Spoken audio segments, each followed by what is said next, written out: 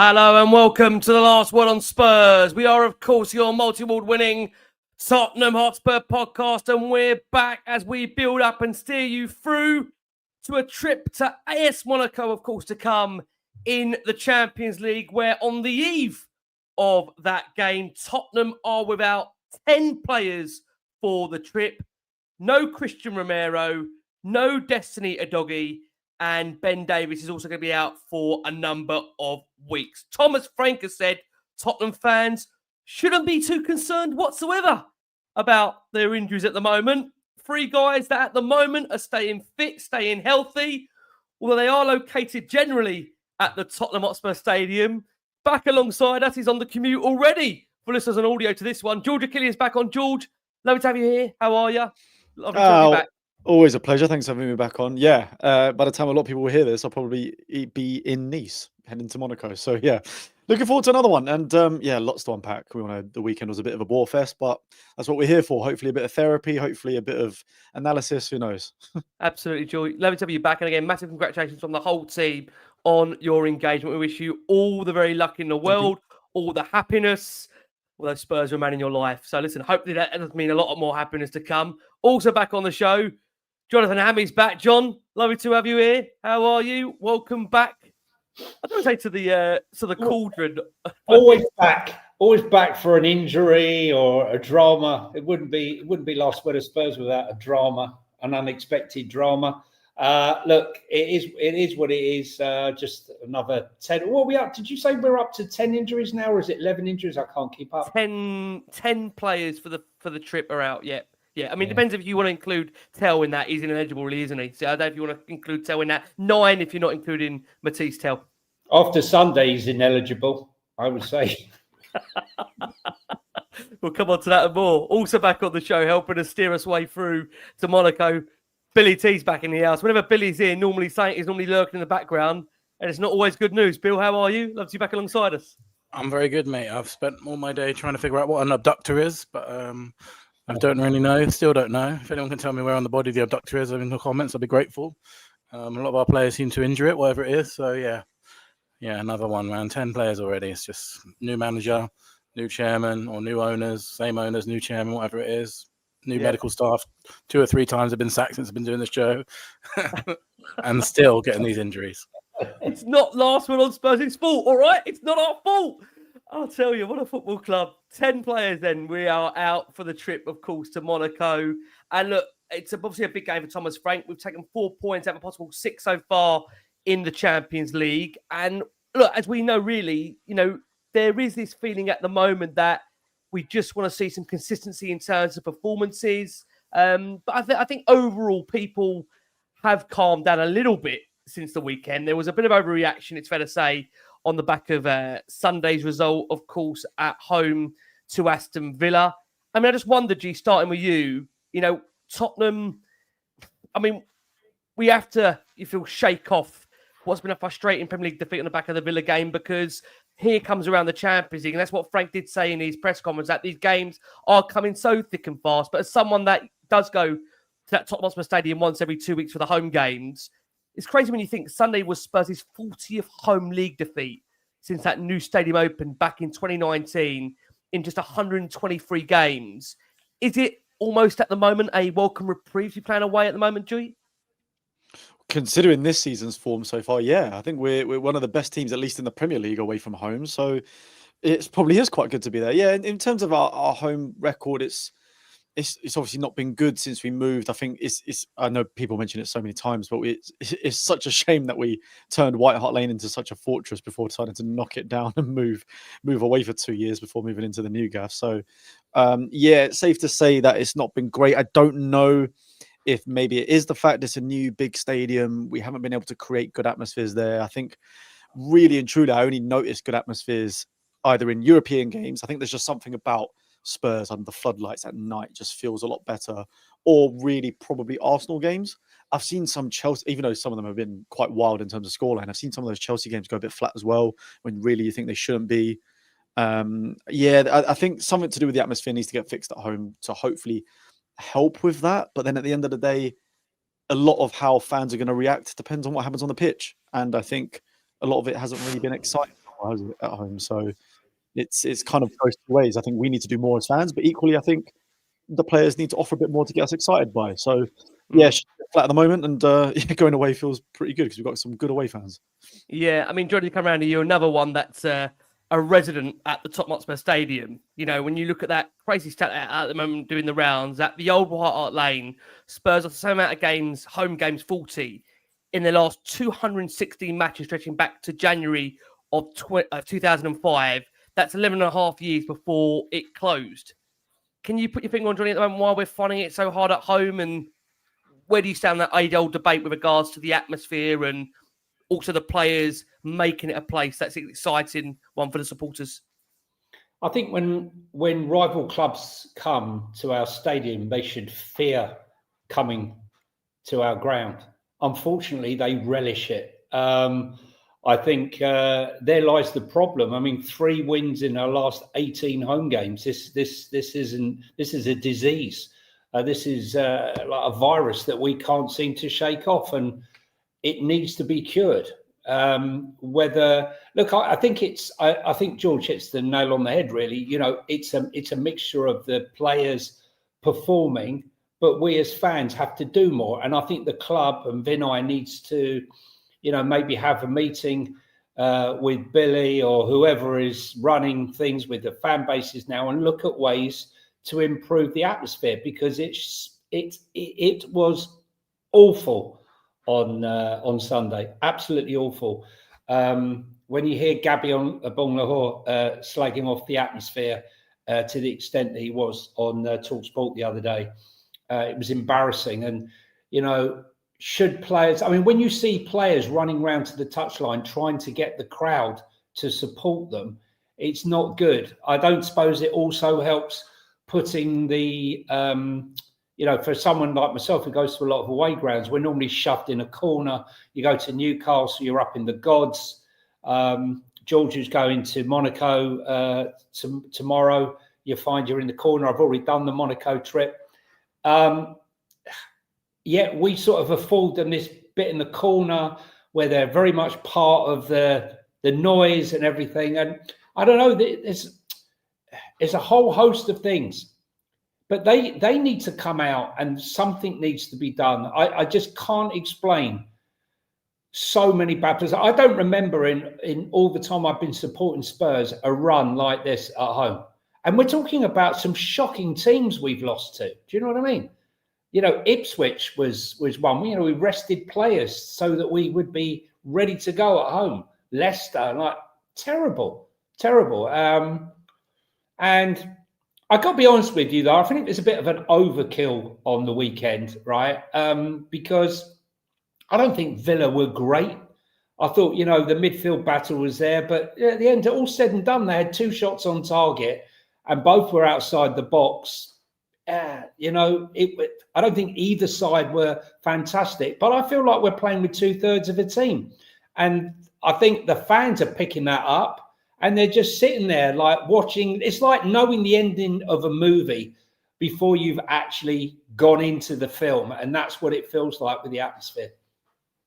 Bill, coming on that point, obviously, let's say we are here for Monaco. We're going to come on to Monaco. Do you feel it's almost a welcome relief that we're away from home and it's a different competition? Or do you feel that eventually we will get that right at home? Because Thomas Frank's been speaking about that in his press conference about the fact that whilst he's been labelled at times adaptable and flexible, he has acknowledged the fact that teams are finding it actually really hard to find a fluency at this point in the season. Is that fair? Bill, where do you stand on that for you? Yeah, I think that's fair. And I think, you know, I did see the reaction on the weekend.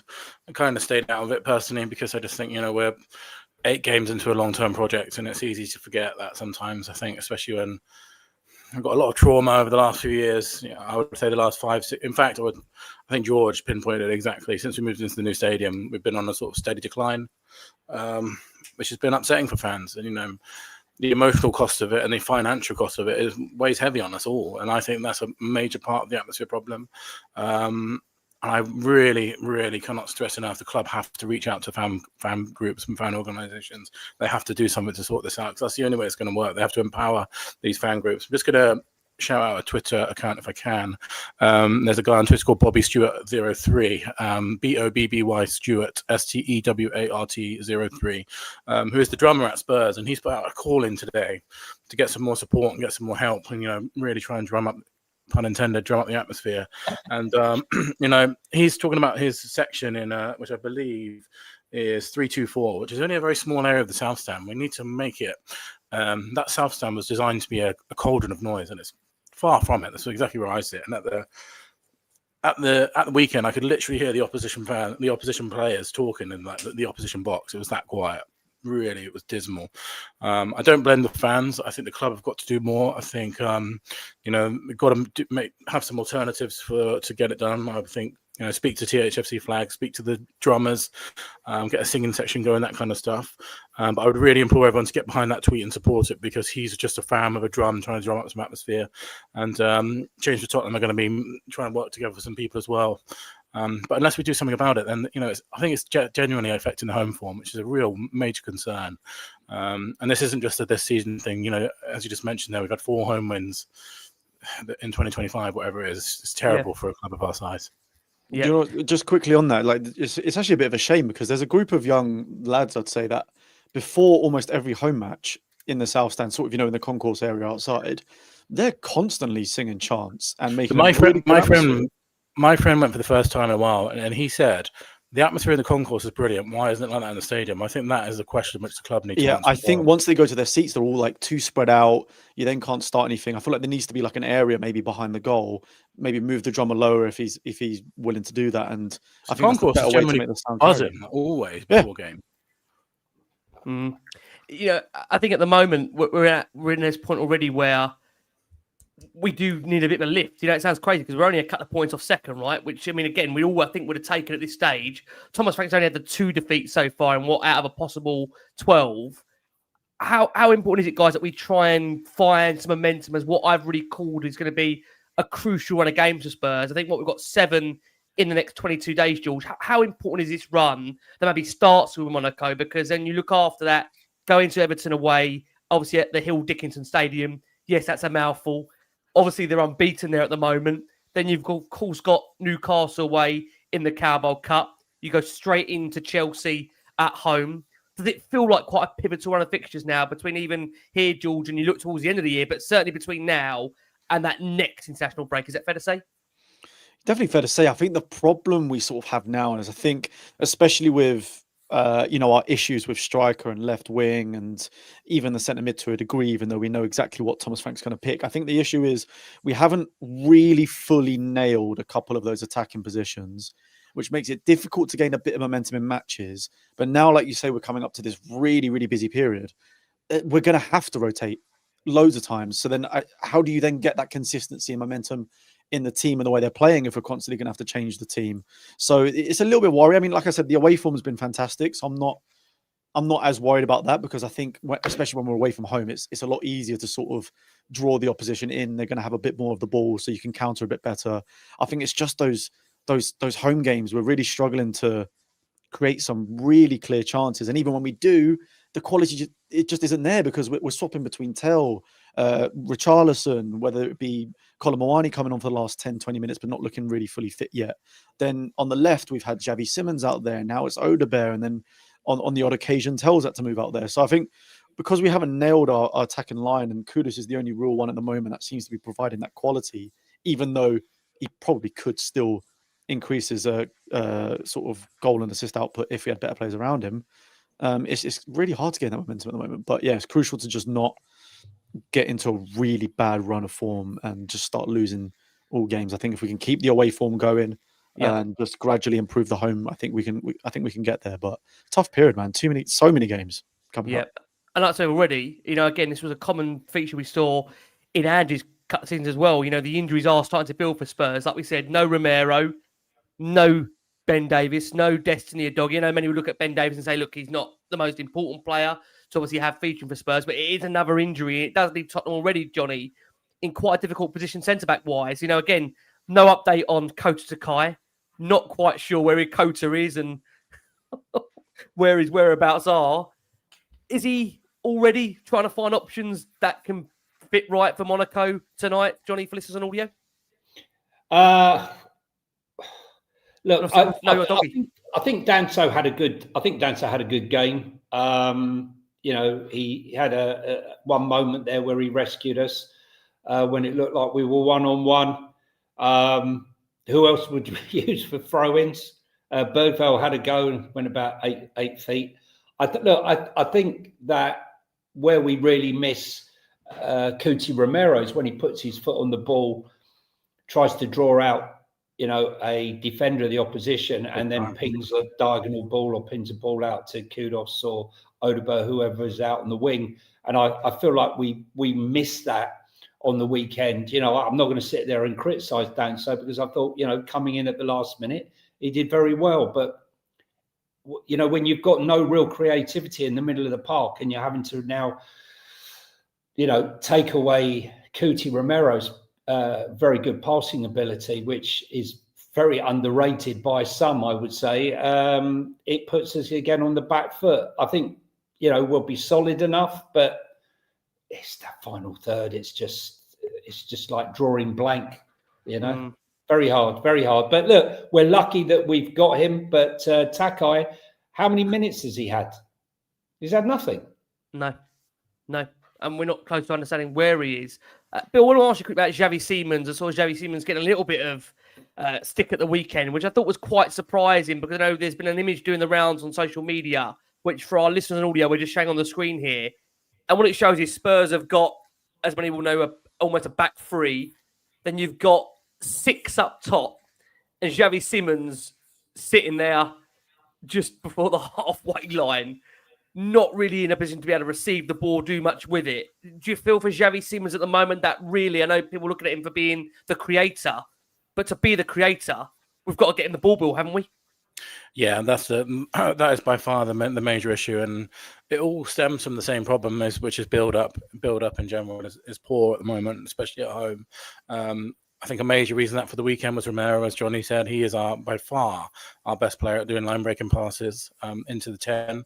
I read at the weekend that Palhinha and Bentancur did 2 passes to Xavi between them in the whole game, which is mad. I think Palhinha had a pretty decent game at destroying and breaking up play. I believe that he's probably the best player in the world at that, genuinely. He's not a progressive passer. And to negate that, we need to stop playing him alongside Bentancur, I think, because those two in the those two in the midfield to get together, as well documented online. I'm not sure if it's tactical or, a purposeful decision by Frank, but if you look at their pass maps, they're extremely sideways or backwards. So there's definitely an issue there, as the people that are watching video can see on screen there. And also, there's a clip that went pretty viral this week. I'm sure everyone's seen it of Xavi is absolutely screaming for the ball unmarked, just doesn't find him. There are plenty of other times I was watching. I sit in the south, so I'm right at the front of the pitch. So I get a good view when they're attacking that end. And there was lots of times where he just wasn't being found. And I think the problem for me, we were expecting maybe a little bit more from his price tag, and we want to see him. I think for me, he needs to shoot a little bit more too, but he's not being found enough. And the build-up in general is our major problem for me. Yeah, I mean, I've made that point already. That is it helpful when playing away from home? But the reality is that we're going to have to find a way of being able to get this right with consistency, because these are the players that we've got between now and January. George, is it a case where he does need to decide on a 11 and run with that? Because I know people have been suggesting out there that we know there's real deficiencies in the front three, right? I think we know that Tell, Odeberg, they come with massive criticism, and I think there's valid reasons for that. You look at Richarlison, bar the first couple of games of the season where he looked decent for Tottenham, hasn't been great in terms of his hold-up play, which really you need a player to do. And of course, we're having no Dominic Solanke there. That's a job that he would have provided for Spurs. So just how much is also the fact of trying to find the best 11 going to be key here? Because we have got, like I've said, so many games in so many days. Is it also going to be very hard to do that, George? I think it will, because, to be honest, I don't think our best 11 exists anymore. But when the striker is one of the most key positions, right? We've seen Arsenal be so close year on year out, but the main thing they've been missing this whole time is someone that can actually finish and score on a consistent basis. We've missed that massively since Kane has gone, and that was also sort of the start of Sonny's decline, where his contribution obviously decreased the last couple of seasons. And the problem with someone like Richarlison, who, he scored a few goals here and there, we all know historically he just simply cannot stay fit. And it's now looking like a bit of an issue for Solanke as well. So trying to nail this consistent 11, I think it's going to be very difficult with the squad we have at the moment, because, and when we talk about Destiny Udogie as well, someone who's a brilliant player when he plays, but seems to be getting injured quite a lot now as well. It's really tough to break that to kind of keep that consistency going. And then there should be a different plan from when we're away from home or when we're at home or against certain opposition, because that's ultimately one of the reasons we brought Frank in, right? Is he was known for adapting to the opposition, whether that's through players or through systems. And it's weird. It felt like we didn't really see that at home. It's and it did seem like by design that they're just told to pass sideways, because when you watch the game back and you see anytime someone, whether that's Spence, Bentancur, there wasn't that look, that instinct to think, can I play this forward to Xavi, Tel, Odegaard, whoever it might be in that situation? It was always, he receives the ball, he's looking right, plays it across to Danzo or Palinho or whoever's next to him at the time. Or if it's Spence, it would always go to Bentancur. There wasn't that thought about, let's go forward, which makes me think, okay, Frank's told them the way we're going to break a low block down or mid block, wherever it is we're just going to get this out wide and cross into the box. And that was all they're doing. There wasn't that instinct of, hold on, Xavi's making a run there. Let's pass to him because we've got a good opportunity, even though he's in acres of space. It's like, no, I've got to go across because we've got to get this to Kudus so he can cross the ball in. So maybe that just comes with time and we find other ways to doing it. But yeah, I think my worry at the moment is he needs to find other ways to progress the ball when you're coming up against teams that are going to sit really compact pretty soon. Otherwise, we're going to struggle to get results against a lot of teams. Yeah, obviously, look, this isn't how football works, thankfully. But our next 6 Premier League matches, I know we're here, we're going to talk about Monaco in a second. Everton away, Chelsea at home, United at home, Arsenal away, Fulham away, Newcastle away. We took only 4 points from those fixtures last season. You know, if that was to happen again, which I don't think it is going to happen again, it's 18 points from 14 matches, right? Which I think suddenly this show does become a lot more different. But I don't think Spurs are going to provide that return. I think we will be better because we've shown us on the road to be fairly strong. I think it is, just as we've said, addressing the home form and trying to get back to, I think what you said there, George, is a consistent way of playing forward that's going to hopefully benefit the squad. I mean, one of those players joining at the moment that isn't finding himself in the first 11, and Thomas Frank was asked about this in his press conference, is Brennan Johnson. Obviously, Brennan Johnson did score 18 goals last season. I think he's one of those players that seems an enigma when it comes to the Spurs fan base, right? Because he did score the winner in Spurs' Europa League final. Frank was asked about the fact that he's yet to score this Champions League campaign. And Frank believes it's about getting the best out of the forward and also making it fit. He said he's a very important player, such important goals last season and the top goal scorer. He started the season well here, so it's down to making it fit. Brennan can play both left and right. Mo has done well, good on the right. And on the left, Wilson has also done well. How would you see that for you? Is that a fair analysis? Look, I said as soon as Frank was brought in that the person under biggest threat is Brennan Johnson. Why? Because he will be insisting that Brennan Johnson takes his players on. No more checking back. He needs to be brave. He needs to be aggressive. And that's everything that Brennan Johnson is not on the flank. And I said he's going to lose his position. And he has. But I did expect maybe Frank to get in his ear and to see him maybe be a little bit more aggressive. I don't agree that he's okay on the left-hand side at all. Every time I've seen him on that left-hand side, he's looked woeful. The only question that you see a lot online, and I can't even believe I'm saying this, if things got that desperate, could we say, am I going to actually say this? Yeah, to play Brennan Johnson up front. I don't know, just for, 20 minutes at the end of a game if we're chasing a game, just to see what happens if there's a ball over the top that you could race onto, just to see if it works. I think he's got to be braver. I think most Spurs fans, as you say, is an enigma. Goes missing like a show pony for a lot of the game, then turns up and scores a crucial goal. You can't knock the goals, but a game for me and a football is about contributing for 90 minutes. And he obviously is isn't and hasn't been contributed for 90 minutes, which is why he finds himself surplus to requirements or coming on as a sub. The one that surprises me, actually, I'll just throw it in there, is Papa Sarr, because he's going to be missing from December through end of Jan with the AFCON. And I thought, with all the injuries and everything that's possible with this, big, heavy run of games, that now would be the time to be playing him heavily to give maybe some respite for some of the other players. So I'm a bit surprised that hasn't happened yet. Maybe that's the plan moving forward over the next few games. But Brennan's got to raise his game, and he obviously hasn't. Yeah, because I don't think he actually started the last game for Wales either. So maybe it's not just a Tottenham thing. It seems maybe like a general thing with Brennan. But I just think at the moment, when you've got a team that isn't scoring consistently, and you've got a player on the bench that gave you 18 goals last season, you would think maybe there's a way you would try and fit him in your side. I mean, but it's that old age with Brennan. Like I think George, come over to you. Johnny's almost alluded to there.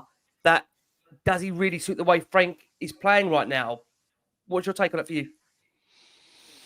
It's an interesting one. I think the Man City game actually is the perfect game for someone like Brennan Johnson, and it seemed to work quite well when he played there, because it's a game where the team's going to be high up in the high line, and you can hopefully feed a ball through him, and I think that's the chances you're going to get. I think when you look at a game like the Villa one for the example for the weekend, if the game plan really is let's get the ball out wide, get a cross in, so that whoever's arriving there can hopefully shoot and score, I don't think he suits that at all, because like you say there, he's not been good at taking on his man at all.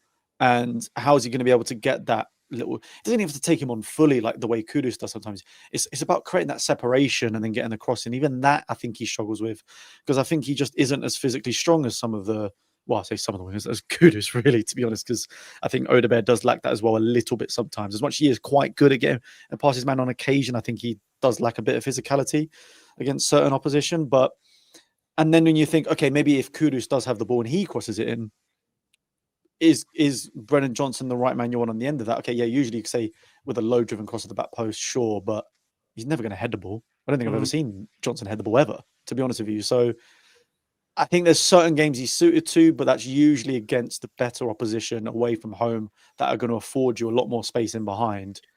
And I don't think, apart from City, I haven't really played that many of them yet. So maybe we just haven't seen him maybe when it comes to the Arsenal game coming up or PSG or whatever, I think maybe we might see him a little bit more there. But yeah, at the moment, I think he's struggling to fit in with how we want to play, especially at home. Yeah, it was also high line, George. You talk about against the high line. Yeah. So, and especially with like Man City as an example, we knew that Rico Lewis, who was the right back at the time, he was basically playing as an attacking mid. There was so much space afforded on that left-hand side that you could really run into. And I think when you're able to feed a ball through to him in those sort of positions, that is when you can probably capitalize at his best. Or the way we got the goal was because we went down the right-hand side, and because there was acres of space, he arrived in the middle, and there was just so much room for him to potentially get the ball. And that's just not going to happen against someone like a Wolves at home or Villa at home. When he can't find that space for the tap, and I just don't think it really works, to be honest. There are going to have to, like I say, be judgments made on certain players at this point and what he's going to do, Frank, moving forward. He was asked about Xavi Simons in his press conference and about how he settled so far to life at Spurs. He said, look, he's a very good player coming into a new country, new club, new city. We're all getting judged every game, but we need to see the bigger perspective and picture here. There were some good bits. We were asking him to arrive in the box, and he did so against Aston Villa. It's constantly going in the right direction. Frank was also asked about his confidence in the team travelling to Monaco. He said, our away form has been very, very good. We've been good in the football foundation. We have a good base and a good middle and low block. We're one of the most progressive teams in the final third. We need to do the same against, of course, Monaco, who are a very, very good team. He's also asked on his tactical setup, and he said, it's not a system problem. It's the guiding principles. Performance overall have been very competitive, but we need to add in those extra layers. Would you agree, Bill? It's about adding in extra layers at this stage. Is that what you need to see? Yeah, I think so. And I think, we have to, because of the immediacy of life and the immediacy of social media and the immediacy of everything at the moment, we forget that we're 8, 9, 10 games into a project. Like, we had a horrific defensive record last season. And there's lots of mitigating factors. We're not going to go into that. We've been there many times. And he's, generally speaking, made us look more solid in defence. You can't just change an entire team and an entire way of playing at the beginning of the season. This is a long-term thing. Look at Amarin at Man United. He's only now starting to get some, he's been there over a year now, and it's just starting to get his system in place. And that's a guy who's played the same system every single game that he's been at Manchester United. And it's taken over a year to sort of, finally seeing some fruits from it, it looks like at last. These things just take time. They're going to take a lot of time. I think if you take a couple of steps back, it's been a decent start. And yeah, everyone wants to improve the attacking. We all do, and it will hopefully come. You have to also remember, I would probably strongly consider the fact that 3 of our very, very best players are injured at the moment in Madison, Kulusevski and Solanke. Any of those 3 fit at the moment, I think we'd be looking at a completely different team. They are that good for us. So I think, sometimes it's good to step back as fans and just think, we're at the very beginning of a journey here. I know it's been a very traumatic 25 plus years for us at the moment, with everything that's happened. But we're at the start of something new now. So it might take a little bit of time to get there. But as long as fans are seeing the shoots, I think they'll be okay. Just because sometimes, we want everything to change overnight. But it's just, unfortunately, it's impossible in football. Yeah, just at the timing of the show, we are getting news coming through to us with regards to the team. So I will just bring that into the show as we go here. Thomas Frank has confirmed that there is currently no time frame on either the return of Destiny Udogie or Christian Romero, but he doesn't feel concerned. And he said the pair are being assessed day by day. So Frank making it clear he doesn't think fans should be concerned, but can't offer a definitive return date. Day by day at Tottenham, we all know what that means. I'll see you guys in 2027, boys. Yeah. Listen, an abductor, a low-grade abductor muscle is 1 to 2 weeks minimum, and then goes up from there. I think grade 2 is 3 to 4 weeks, maybe a bit longer. And we don't want grade 3. You're talking about months, but it's I think it's lower stomach, the abs around there. So God knows what he's been up to. But look, he didn't play against Puerto Rico. And so all the people that were already rallying, this is what happens when he's playing at internationals. No, he didn't actually play. He sat on the bench. Okay, so leave off.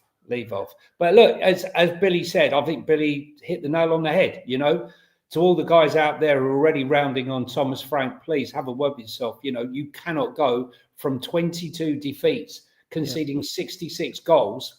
Lose all your goal scorers. We haven't replaced Son. We got no Kulu. We got no Madison. We got no Solanke.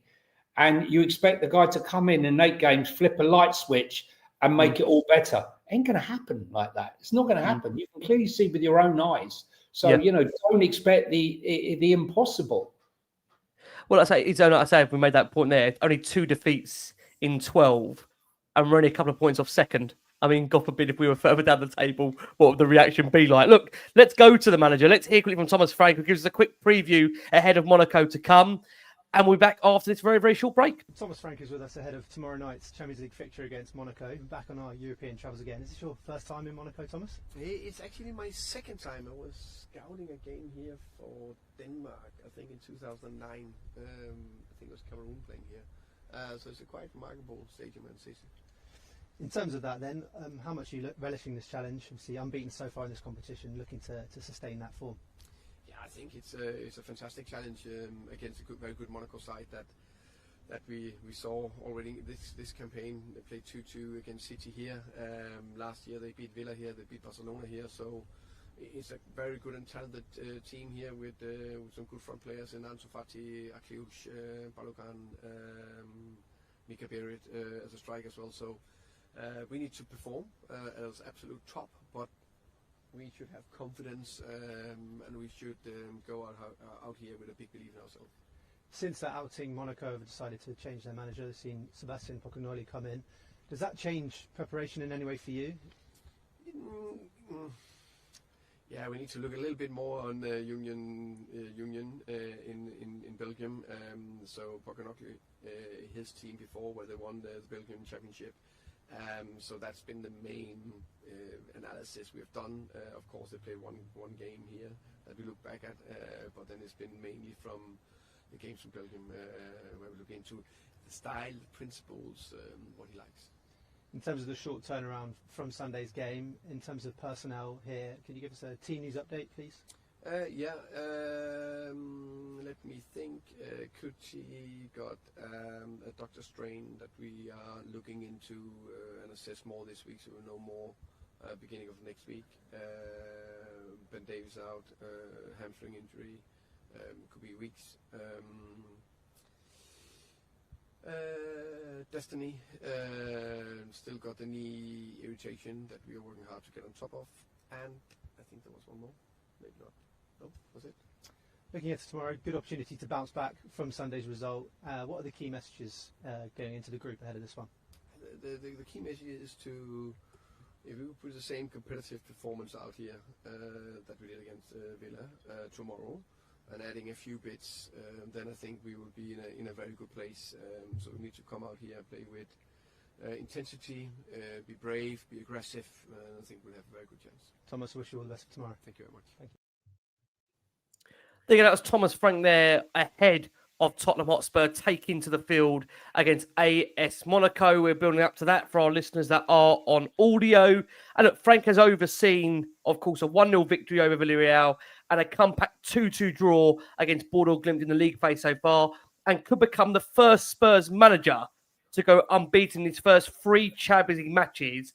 And moreover, only in the 27-2018 campaign of the tournament have Spurs managed to go unbeaten in their opening 3 games, winning 2 and drawing 1 under Maurizio Pochettino. But we do know Spurs have not been particularly good on their travels in the Champions League in recent years, though just winning 1 of their last 7 away games in the competition. However, they may take some comfort in the fact that their solitary win did come in France, courtesy of a 2-1 triumph at Marseille back in November of 2022. We are going to turn our attention shortly back to Monaco, but before we do, it wouldn't be Last Word on Spurs without a little bit of transfer gossip that we've heard in the last 24, 48 hours. We're going to get a quick overview from the guys on what they make of some of the rumours doing the mills right now before we do look ahead to Monaco to come for our listeners on audio later tonight.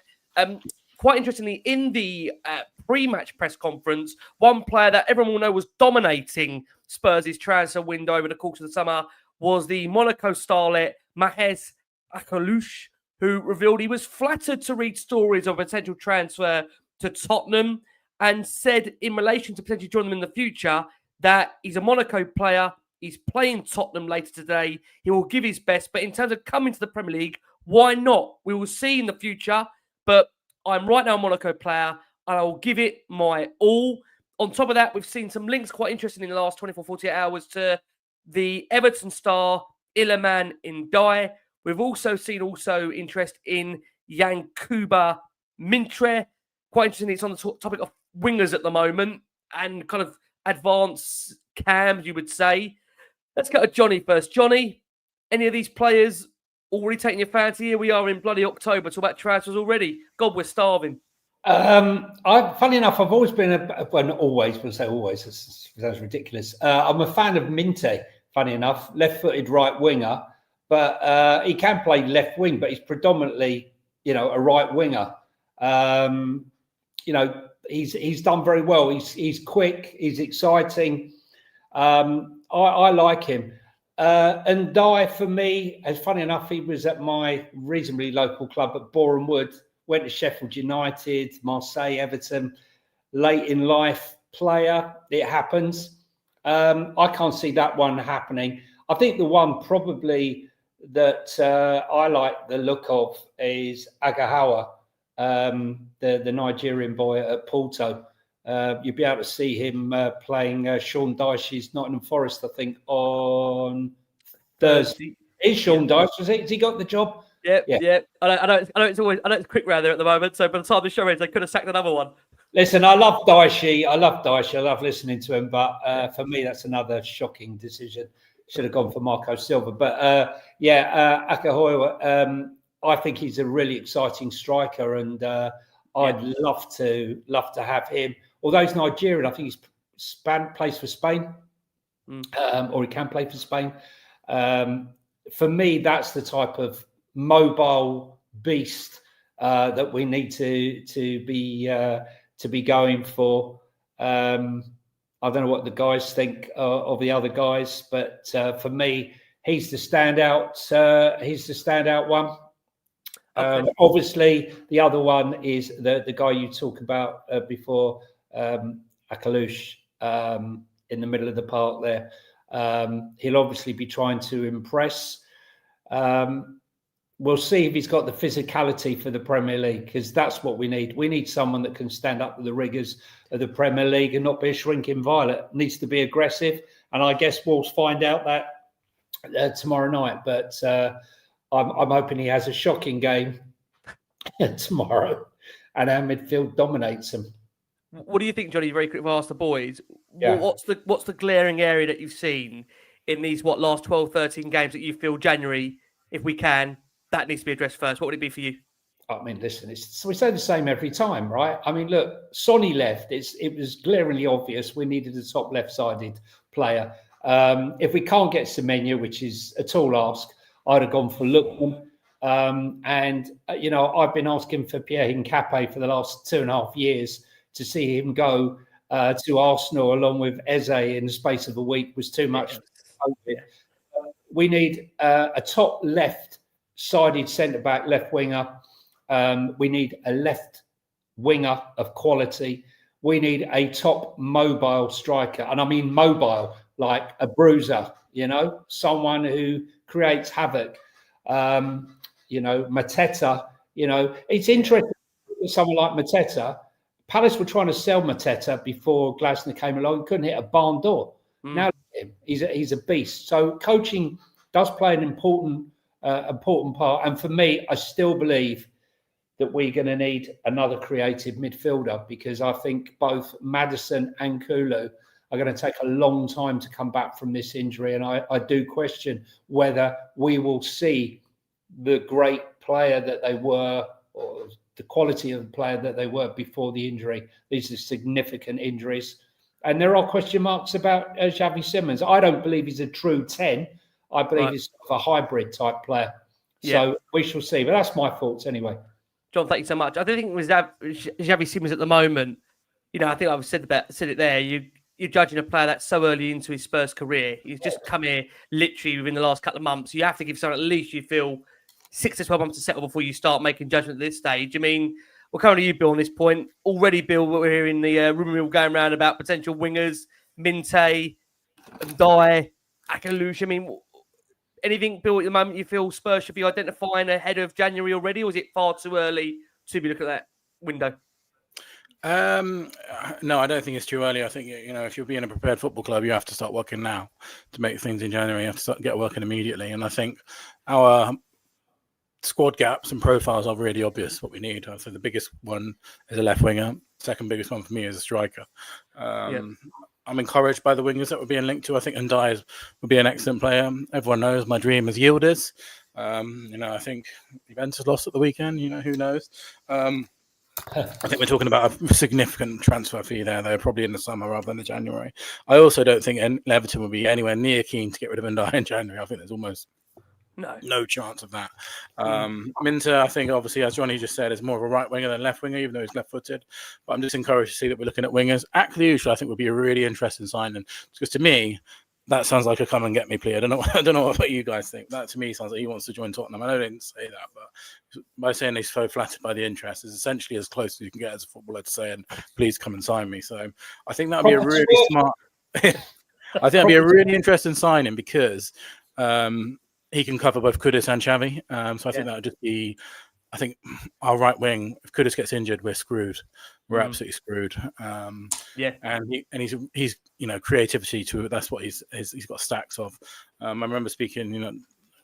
George's got excellent knowledge of lists and players and things. And I think I'm right. I think with George or Nathan or a couple of people when talking about that left winger, and Ndiaye came high up on quite a few of those lists. So I think that'd be a really smart signing as well. And another Prem-proven thing. I've just seen the comments there.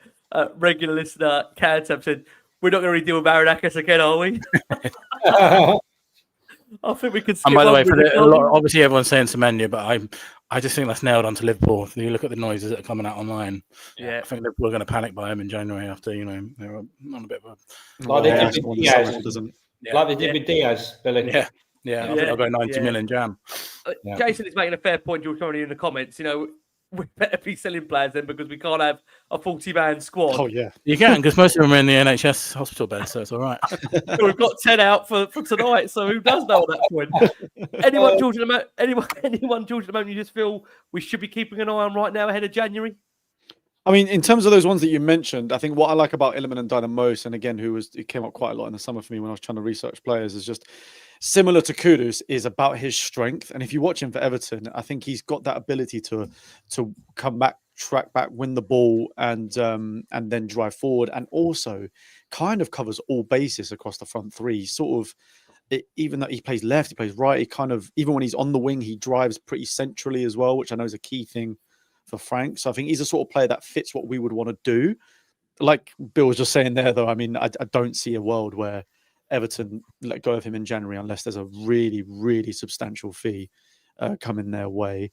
Akliouche, yeah, those remarks are quite funny because anytime I think I've seen any player say something like, right now I'm just focused on Monaco or focused on X team, that they move the next window. So that would definitely be one to keep an eye on. But again, similar to what you guys were just saying there, he's kind of like a 10 right wing sort of hybrid as well. Does a bit of both, which would help us. But yeah, I think I agree. I think Johnny, it was you that said it a bit earlier about sometimes we look a bit too weak, especially with some of our wingers. So I think that's why out of those ones listed, I'm leaning towards Ndiaye because I know he's got that strength and that ability, and like you say, he has done it against Prem teams as well. Semenyo has that to an nth degree with goals and assists, but like you guys have alluded to, unless we're slapping down something absolutely silly in January, I just do not see that one happening. But no, I totally agree with what the guys are saying. Left wing striker, even though we technically have 3 to 4 strikers, just none of them can nail down the spot. I genuinely do think Solanke has the sort of attributes to be really good under Frank.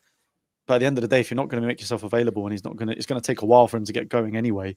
Yeah, it's such a key position, and I think it's something. Look, George, on the left, if you couldn't get Semenyo, the way I did in the summer. Yeah, 100%, because I think he covers striker as well as left wing. He kind of does that whole area. So, and I think he does have that little bit of aggressiveness about his game, which I quite like. A little bit of very strong. He's got a little bit of showmanship as well. Very direct with the way he runs with the ball. So, very good player. Obviously, we don't really know what he's still probably not got a great situation with this club, has he? One to look at.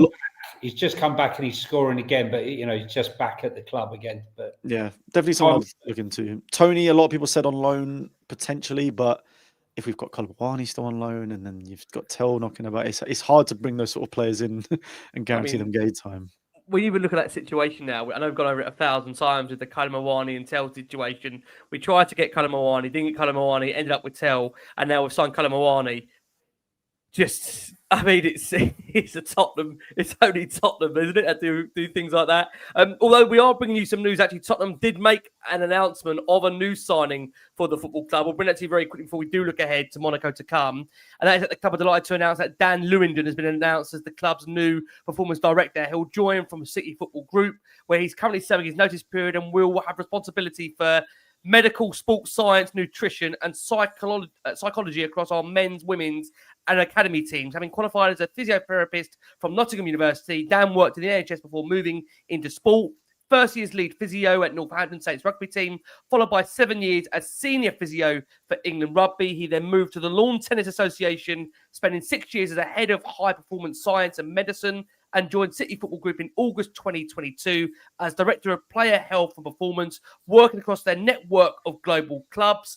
Johan Lang reflected on the appointment and said that we're delighted that Dan will be joining us as Performance Director. He was the standout candidate and brings a wealth of experience across a wide range of team and individual sports, working in high-performance environments with elite athletes. Dan also has a strong academic background, and his expertise will be hugely beneficial to us as we drive this area of the club with innovative thinking. We look forward to Dan starting. So we wish Dan all the very best with that role to come at Tottenham. We are going to go for our final break of the show. for our listeners that are on audio, we're going to hear from Kevin Danso ahead of Monaco to come and give you our thoughts on the team who's ahead of that one. And Luke Entwistle, for our listeners on audio, gives you that preview of Monaco from his perspective. Let's hear quickly from Kevin Danso. Kevin, how does it feel to be back here at the Stade Louis II? Very, very good. It's a match. It's my full debut in France. Good memories as well. We won that match, so hopefully that's something we can do tomorrow night.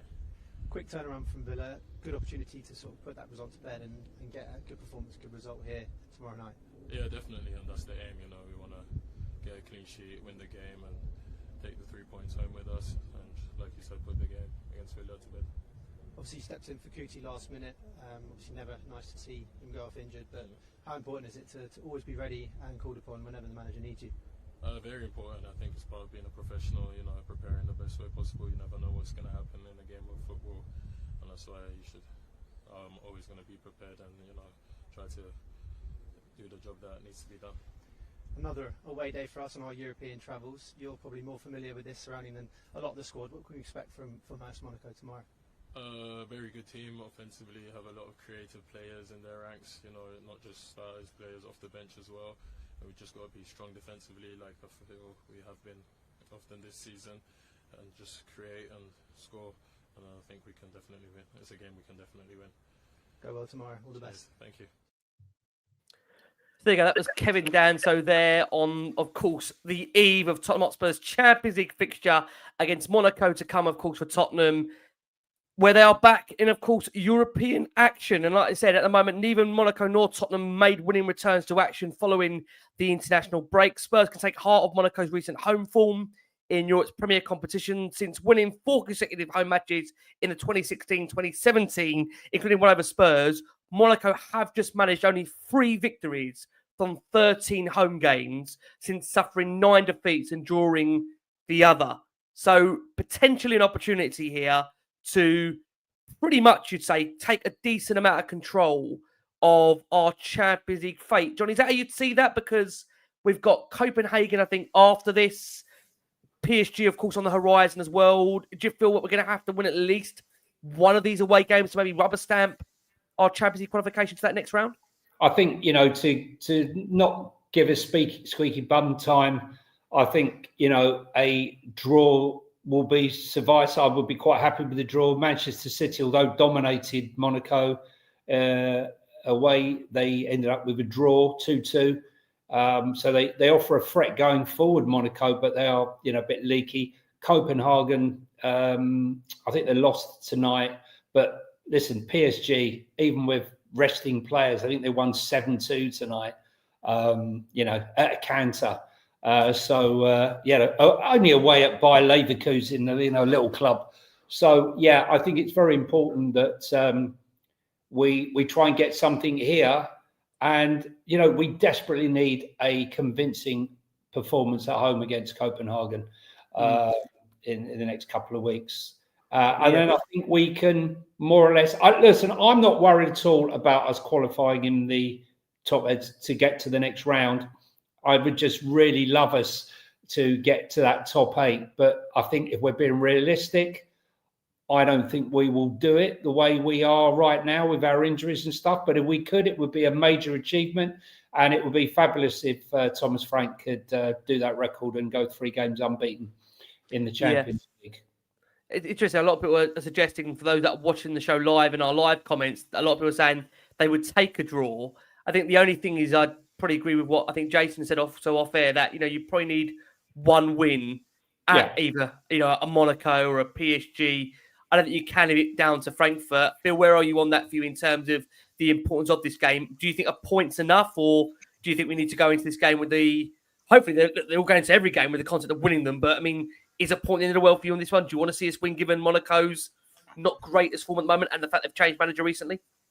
I think it'll be a fantastic win. I think in the Champions League, if you draw your away games, not a terrible result whatsoever. Yeah. Especially if you look at the Man City result there, that's the sort of the benchmark, shows it's not going to be an easy game. Thankfully, they have their best player injured in Eric Dyer, so that gives us a bit of a chance, maybe. You know, I think in the Champions League, you have to win your home games.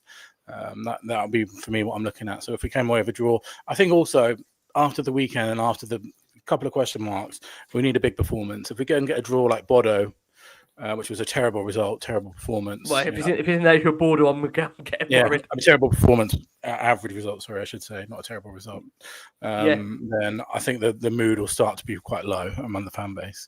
If we, nick a decent draw out there, fine. If we can get a win, it'll be a huge lift. So, I think of the Champions League, any away point is fine. And again, a team like Man City draw in there, and that says everything really. If we can get a win, it'll be a huge boost.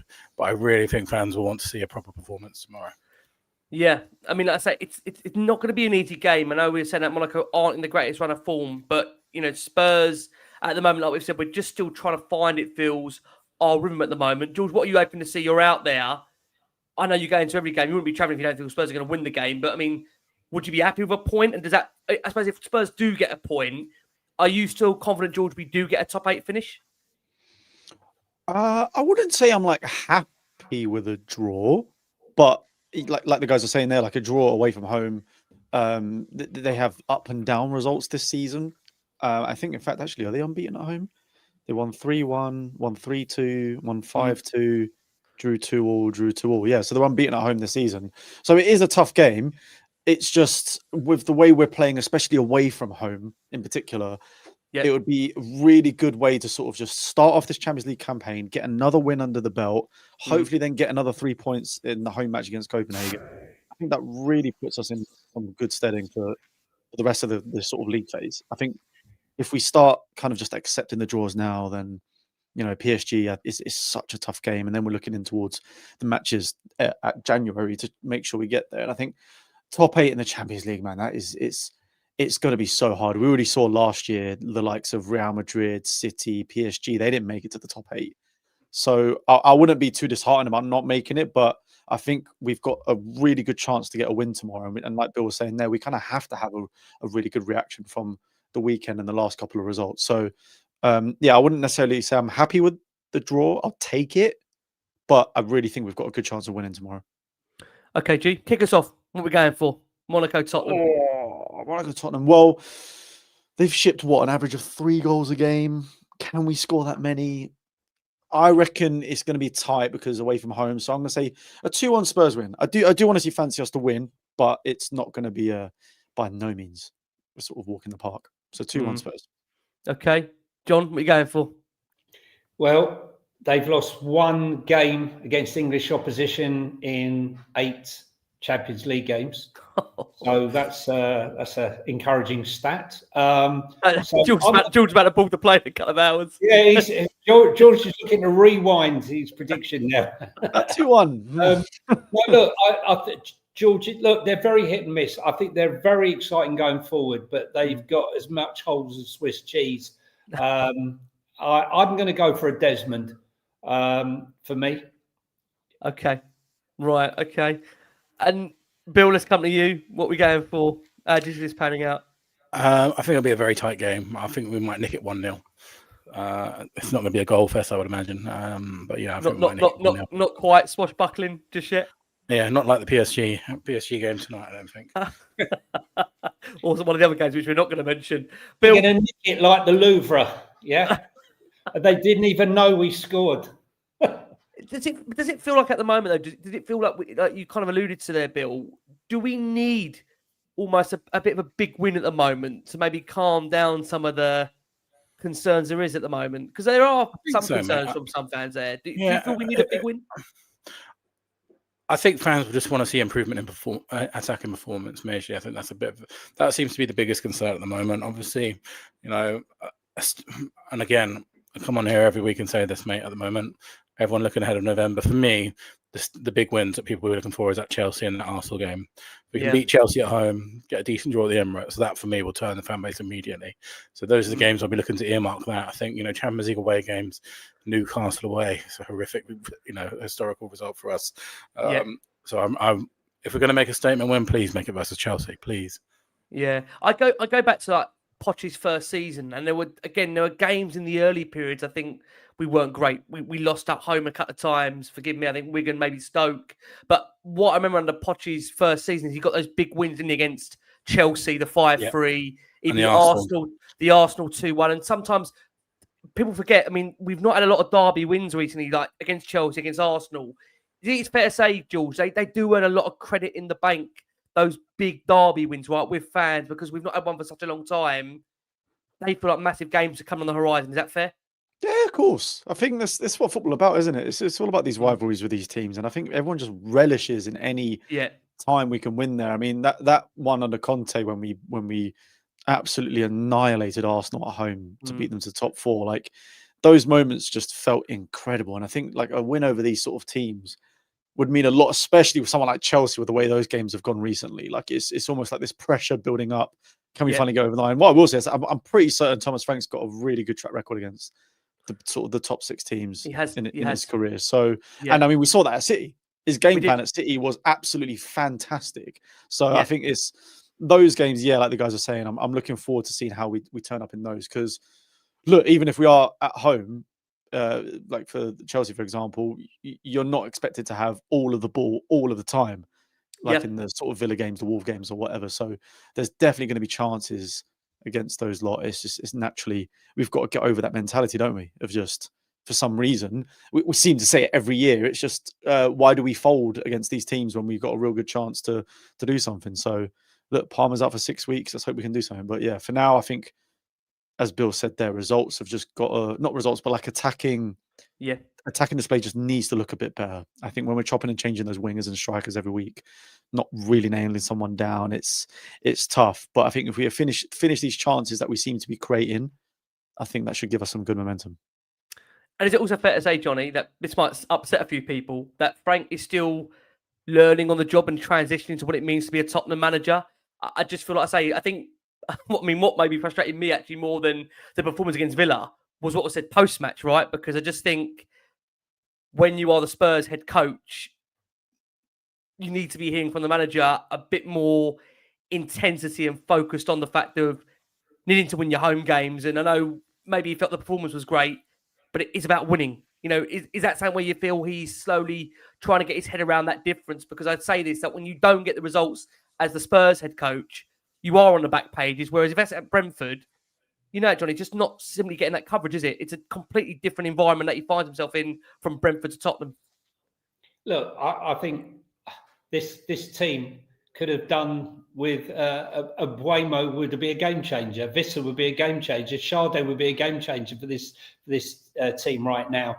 And, you know, he needs to build the foundations. This is the team that shipped 66 goals last season, as Billy quite rightly said right at the beginning of the show, that, you know, he has arrested a massive, massive hole in our defence and he's turned it around.